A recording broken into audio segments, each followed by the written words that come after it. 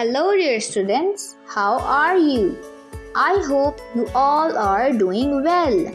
So students, today we will learn about a mathematical operation which is addition. Now look at the picture carefully.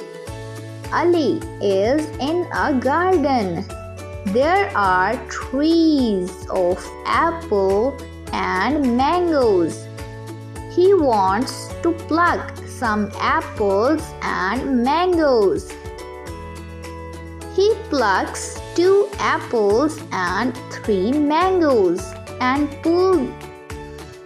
put them in the basket. He wants to eat both the apples and mangoes.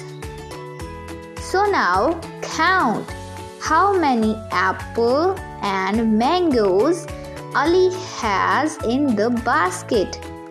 He has 3 mangoes and 2 apples. He has 5 fruits altogether.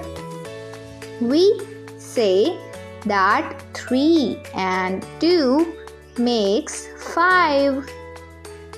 We write 3 plus 2 is equals to 5 because Ali have 5 fruits altogether.